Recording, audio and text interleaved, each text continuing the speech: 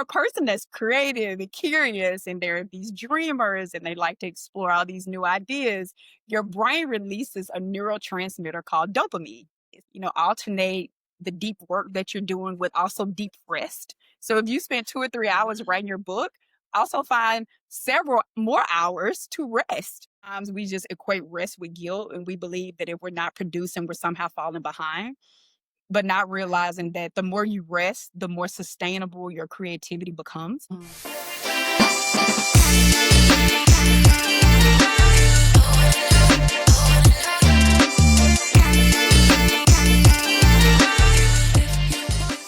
Hey, y'all. Welcome to Creative Conversations. I'm your host, Denise Upshaw, and I am so excited that you're here today. I have been platforming and showcasing a lot of Houston's dopest creatives, but something that isn't discussed as much is the brain and the psychology of a creative.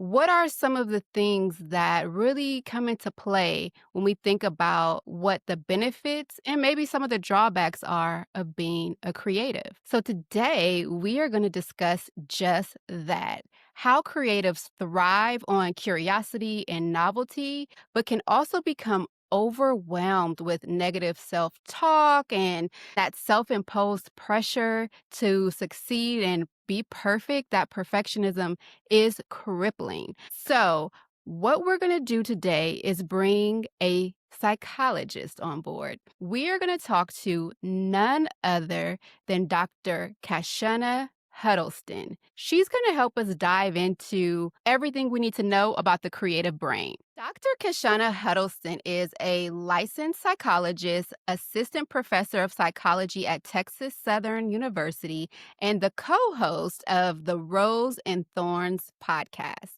She's also the founder of New Way Psychological Services, where she helps clients and clinicians navigate healing, purpose, and resilience. Her work bridges science and soul, focusing on trauma, resilience, and the psychology of creativity.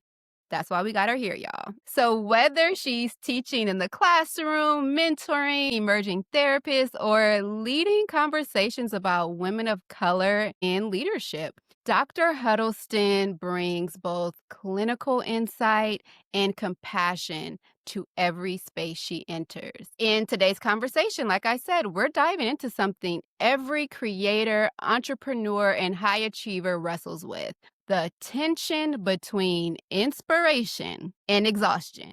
And we all know it. So we'll talk to her about how stress affects the creative brain and how to find flow without burnout, and why rest may actually be the most powerful creative tool of all. So without further ado, please help me in welcoming Dr. Kashana Huddleston.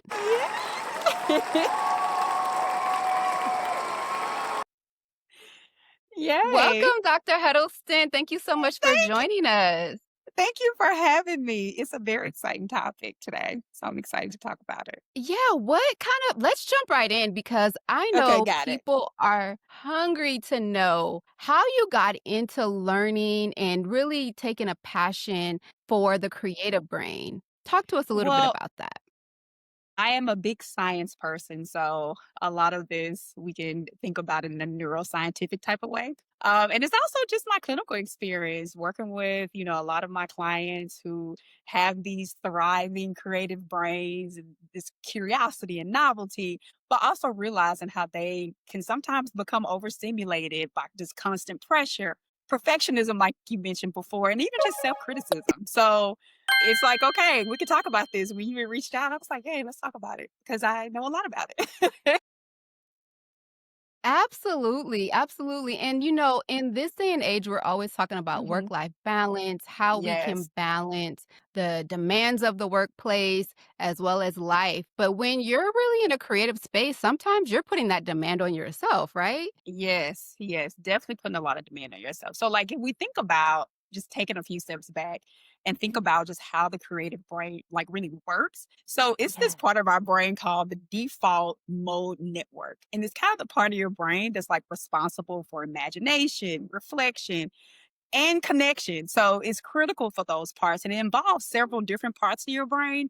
But there are some key areas like your medial prefrontal cortex, which is the front of your brain, like the side, like the top, and then the posterior cingulate cortex. I know this super sciencey, so you can look it up later if you want to understand it.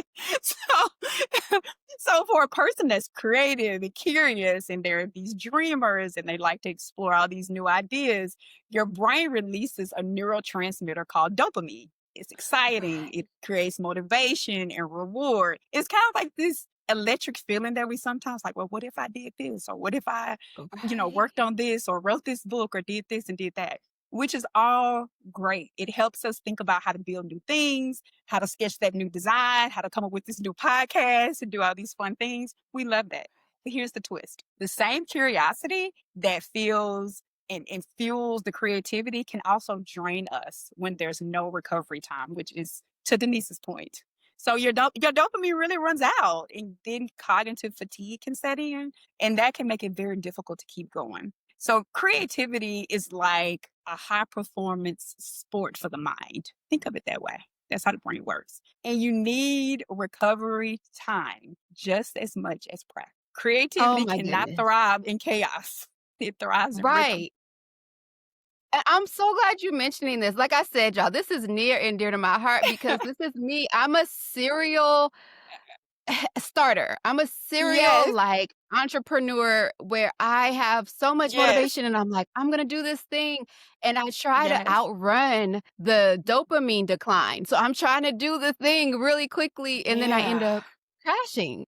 Yes, What yes. about? I know. And so I think oftentimes when we're in these creative spaces, and the funny thing is, I'm like this too. So not only are we talking about the neuroscience, not only are we talking about my clients, but I'm also talking about myself.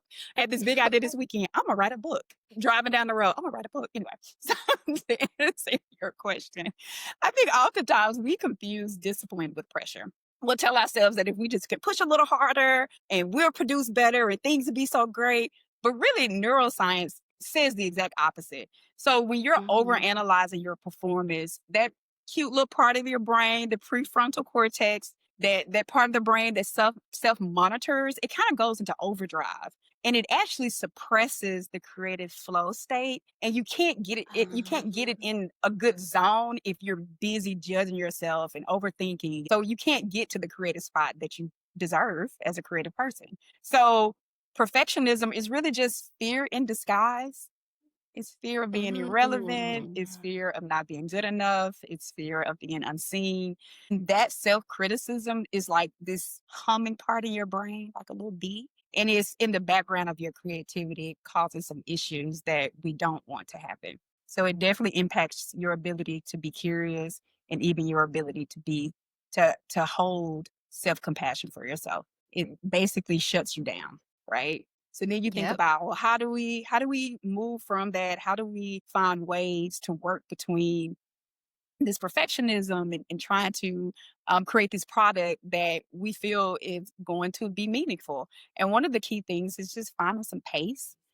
Alternate the deep work that you're doing with also deep rest. So if you spend 2 or 3 hours Mhm. writing your book, also find several more hours to rest, to find time to recharge and reset. You need to give your nervous system space to come down off that intensity of creativity, right? Right. I encourage taking like mind wandering breaks. Um, Go outside, go to the mailbox, go look around your backyard, go drink some water, just find some things to do, go doodle, find something, because that's Mm. not wasted time. It's integration time. You need it as a person that's creative, Ah. right? And also, I would just Yes. highly encourage anybody to be mindful. Good enough really can be enough. You don't have to keep staying on this wheel of thinking that it's not good enough, because good enough is enough, right? And burnout Right. isn't a sign that you're weak or that you can't complete projects. It's really a sign that your brain has been working without recovery, and it needs recovery to work Mm. well. And that is the key, the recovery. The There's recovery. this author, Trisha Hershey, and she Mhm. has this rebellion against grind culture and, Mhm. getting into deep rest and I do that, that. our ancestors, they Mhm. worked, worked, worked. That was Right. how they were seen as valuable, Exactly. unfortunately. And so when we get into a space and it's like, "Okay, I gotta work," but not knowing that you're actually less likely to be productive if you overwork Exactly. your brain. Okay. No, you're right about that. Another, thing that I would mention is this aspect called micro rest. Okay. One of my, a dear clinician, she and I had actually met at APA, which is the American Psychological Association, but her name is Kenya Crawford. Shout out to Kenya. She Hey, talks a lot about Kenya. rest. So she had a post where she was watering her plants, and she was like, "This is my micro rest. This is how I'm resetting between my sessions and seeing clients. I'm going to water my plants." And what I gleaned from that is to see her watering her plants, she was also watering herself, right? So it was so Right. meaningful in that moment. I was like, "Oh my God, this is so wonderful." So it could be something as simple as that. It could be something also from 3 to 5 minutes of you just resetting your breathing. There's a lot of cool, videos on YouTube that can walk you through progressive muscle relaxation training. They can walk you through box breathing, or you listening to some nice music that you want to hear for a few minutes, just taking a micro rest. I highly recommend that. And that is so, so important. Hmm. Something that I have been working on, and I Hmm. have completely realigned my life around the Yeah. ideal of flow. I What love is that. my flow? I had to first go on this self-discovery mission of, like, what keeps me in my flow? And that doesn't mean where I'm Right. always, on a natural high, but Hmm. where I can do that kinda push and pull. But talk to us a little bit Yes. about what flow is and why it's so important for creatives. Well, flow is just basically defined as just sort of this consistent way in which you show up with some boundaries and some understanding about what it is you're capable of doing and what you're not capable of Mhm. doing. So being real clear about that, right? And Right. not putting placing yourself outside of that understanding and those boundaries that you have for yourself, and being mindful of the importance of rest, the importance of saying no, the importance of taking your time when it's necessary, so that you can continue the creative practices that are important to you. That's what I And would say. so what I found for myself, those, folks who are about to hit 40 maybe, Oh, but, wow. not really, but, is that I you swear kinda I start to know. like, I don't know, I don't maybe, early 30s, Yeah, yeah, as late we 20s. still I visit. hear you. Yeah, I heard you. Late But 20s, yeah, something like so that. Mhm. you get into this place where they call it like midlife crisis. But in Oh my reality to goodness. me, I feel like it's like realigning your flow. What makes you you Yes. and getting into that space so that you're not feeling drained throughout the whole day because you're doing something that you hate, because you are Mm. doing the things that do bring a sense of joy to your life and gives you a little bit of energy. So by the time you get home, you can actually be around your family. You can take your dog on a Mhm. walk. What are some things that you would recommend folks do who are kind of reassessing where they should be? I know first of all, like get professional help, right? But like what are I some mean, like yeah. little things that they could do at home? Say, well, a few things as I thought about this as we think about age. um, Mm. I feel like in my 30s I started liking myself more and really understanding myself, and I think those moments Yep. are so important as we age and get older in these big ages, etc. I also believe that with age comes this pressure to be a high performer in general, a high Mhm. achieving person, right? Where sometimes we just equate rest with guilt, and we believe that if we're not producing, we're somehow falling behind, but not Right. realizing that the more you rest, the more sustainable your creativity becomes. Mm. If, to your point, yes, go get help, go talk to somebody. I'm obviously a big advocate of therapy and good Mhm. mental health, etc. So yes, do that. But if there are just some other things, if you can't do that or don't want to do that, and being at home, take a step back. Write out some of the things that you value in your life.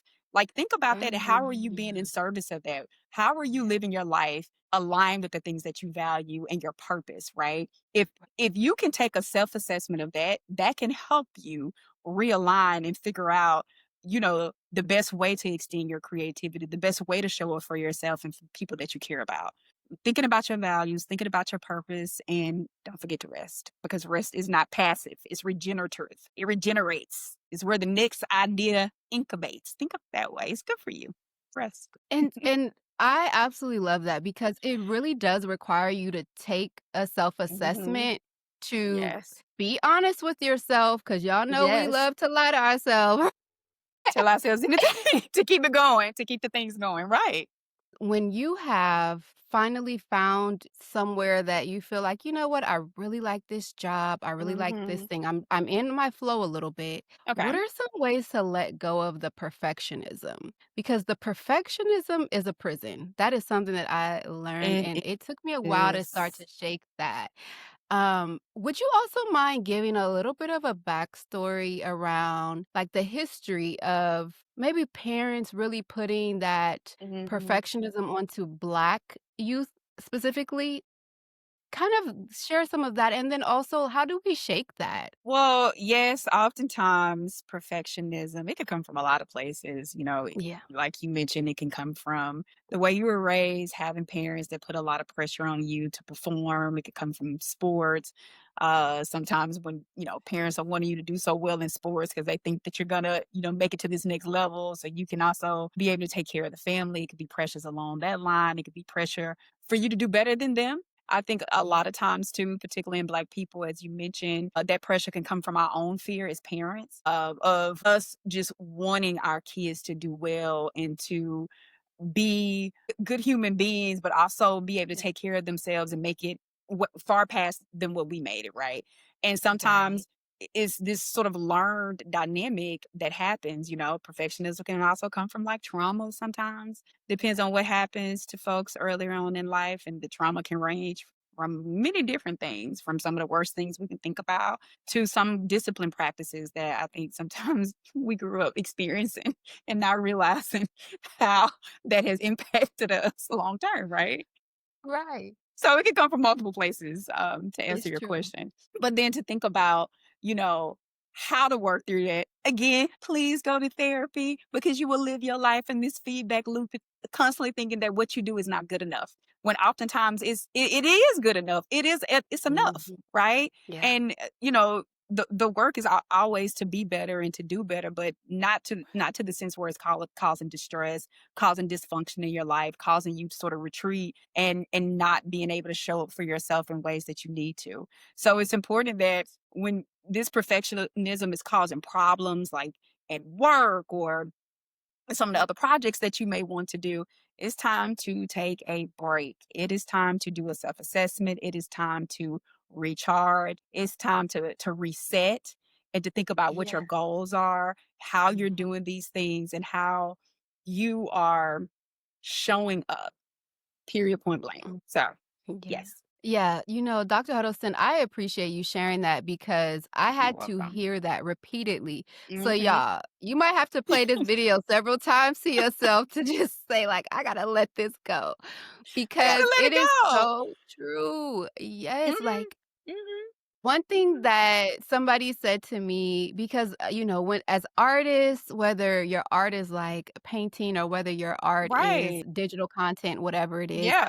you get really tuned into, like, the fine details that needs to be Mhm. perfect, and Mhm. somebody said to me, which almost was, like, life-changing, they were like, "Take a step back," like you said, Mhm. "zoom out. Don't Zoom look at out. the perfection in every Right. single piece that you're doing, but look at the Mhm. body of work as a whole." And then Right. you'll see, like, "Wow, okay, I really did It's a big that." picture. Yeah, I really did that, right. Because perfect is not real. I've never seen a perfect person. I've never seen a perfect painting. I've never seen a perfect sculpture. I've never seen anything that's perfect. I've seen things Right. that has been created, that has its own brilliance, that is beautiful, and it has its own rhythm, and that's fine. And it still has a lot of meaning and a lot of value in the larger context. So yes, perfect is not real. Remind yourself that on a daily basis, perfect is not real. It's a delusion, more or less. And that sounds like such a great, valuable thing to, like, share with a child or to share Mm, with a friend who you see struggling to just let them know, I like, "No, it's agree. okay. This is good. This is still good." Now, Mhm. Dr. Huddleston, what is something that you would tell your younger self about being a creative? Now, looking back and thinking about my younger self, I would definitely tell myself that you're good enough. I would tell myself that it's all gonna work out, that it's fine, Mm, right? Stop worrying about things you can't control. There's no way you can't think it to mm, death. You cannot think it to death. It's gonna be fine. It's gonna work out. Trust God. Trust mhm. your favor in your life, trust your skills, trust what you know. Yeah, I would tell myself that. I would tell myself it's gonna be fine, it's gonna work out. You don't have to worry so much. Yeah. Wow, I feel like I learned how to powerful. worry. Yeah. I learned how to worry at a young age growing up in Mississippi. So they worry about everything. You can see it on their face. You can see it in their energy. You can see how they walk. Mhm. It's a lot about worry. So I learned about worry at a really young age. And wow, that served some purpose in a lot of ways. It kept me motivated. I tell you that. The worry Right. and the thinking about what's going to happen next, kept me with straight A's and advanced classes and gifted. But it also had this other Yeah. side where the worry could be debilitating, and in knowing Mhm. that, to understand that things are going to work out just the way they're supposed to. Right. Yeah. Well, thank you. I really appreciate you sharing that and, You're giving us a little welcome. bit about your personal story. If we really think about creatives Mhm. are really putting a lot of their energy, their money into their Mhm. work, right? And Yes, so some of yes. them may not be able to afford to get the mental health care that they need, although there are a lot of Mhm. programs. But you do have a podcast, right? Where you're giving some free Mhm. game. So just in Yes. case somebody wants to pick up some little free game tell us about your Yeah. podcast. Oh, thanks for asking. So it's called Rose and Thorns. It's myself and it's another psychologist. Shout out to P. Grant, Dr. Patrick Grant. So Hey, yeah, Mr. we talk Granny. about a lot of psychological phenomena. Like, we Mhm. talk about, relationships. We talk about different issues that's happening in society, but sort of bring it on a psychological lens, not necessarily telling you what you should do or think about this, but just giving a different take on it. So Right. yeah, definitely listen to us. We're on social media, Rose and Thorns. We have this whole season that we've recently done that has a lot of good nuggets and information. Yeah. And we have fun talking about these things because him and I Right. have such a dynamic energy together. Where it's just real conversations, it's raw and psychological at the same time. So yes, tune in. Right. Yes. And y'all need to tune in because it is dynamic. It get a little spicy sometimes, Yeah, get a little but that spicy. keeps it fun. I agree. That's so funny. Yeah. I love that. And you bring that energy here too. And one thing that I absolutely love about Dr. Huddleston is she's so relatable, so personable, so Thank you. gracious, Thank you. intelligent, beautiful. I met Dr. Huddleston at a breast cancer Breast awareness walk. cancer. Yes, yes. We Yep. were running. And we were, Yep. I think we were like running side by side, like we kept catching up with each other. And then I think we started Ye- talking. And I was like, well, Yep. hey. And it was And just I like a was nice like, conversation. Yeah. yeah, it was great, and Dr. Huddleston has this great energy, so for you creatives out there who got a little coin, make sure y'all tap in with Dr. Huddleston because Thank you you. need somebody. Yes, of course, we need people who understand us, not somebody who's just Yes. reading, the psychology books to us. We need somebody who Right. understands our history, Right. understands the way our brain Absolutely. thinks, so the Absolutely. neuroscience, who understands as well, like, the torment sometimes that the Mhm. creative That we mind may struggle with. have. Yes, absolutely. So, is Absolutely. there anything that you're working on that you want to share today to our audience? Well, as a fellow creative. So a few things. Let's see. So I don't know if I shared this with you, Denise. I've had my private practice for about 10 years. Always worked in private practice since I finished grad school many moons ago. So I am now creating and writing a book about how to open your own private practice. But from my disposition, right, some of the worries that I had, some of the ways in which I navigated those spaces and figured it out. So I want to share it for any other mental health professionals that also want to open up a private practice. So that's one Yeah. thing I'm working on. I had mentioned that I'm from Mississippi, Yeah. and part of my work and something I strongly desire is to have a private practice in Mississippi as well. I feel like I'm standing on the shoulders of giants, and this is one way I'm providing homage to that is having a business there, right? Having a private practice there. So, completing my licensure from Mississippi and then open up the practice in next year in 2026. So I'm super excited about that. So that, and then like I had mentioned, yeah, I was thinking about I'm gonna write a book, and it has a curse word in it. So let me say my disclaimer. Can I curse? Denise, can I say the curse word? Yes. Absolutely. Okay. Okay. So Yes. the name of the book is How to Be a Good Enough Bitch. So it has this sort of twist Get it. about boundaries and being too kind and too nice and too accommodating. And how we gonna work on that? Yeah. So that's gonna be something that's my later project, but that Right. I'll be working on because I think somebody needs to hear that. I know I do. I do. So it's my own way of working on things, but also the desire to help others, which is the purpose of all my work and what I value. So yeah, that's it. Yes. And so driven, and you're a mom, and you're glammed up on Instagram. You I am a mom. doing it all. Listen, for y'all I who don't don't have no know. I'm doing kids, it all. I don't know how I'm doing it all. I have a she gala do this it all. weekend. I'm doing the closing remarks to this gala called Accelerating, where it's about Ooh, domestic violence with women. yeah. So what they're doing is acknowledging, crowning 5 women who have experienced domestic violence and have Mhm. gotten out of that situation and have Yeah. moved on in their lives to have a better life for themselves and their children. So I'm doing the closing remarks to that on Saturday. And I'm excited about that too. I forgot about that. Wow. But yeah, that's this So Saturday. phenomenal, phenomenal woman here, the Maya Angelou poem of my life, phenomenal woman. And so you are doing all the things, you're doing them well, so just know Well, I'm that, pat trying. I'm yourself on trying the my best. back. I'm trying my You are best. doing a Thank you. great job, and you are sharing the game. You are not trying to hold it close to your No, chest. You're no, like, no, no. I want "Here's everybody to how win. you do it." I want everybody to Yes. win. If I'm winning, I want everybody else around me to win also. That's important to me. And on that note, y'all, stay in the light, and thank you so much, Dr. Huddleston, for joining You are us. so welcome. You're so welcome.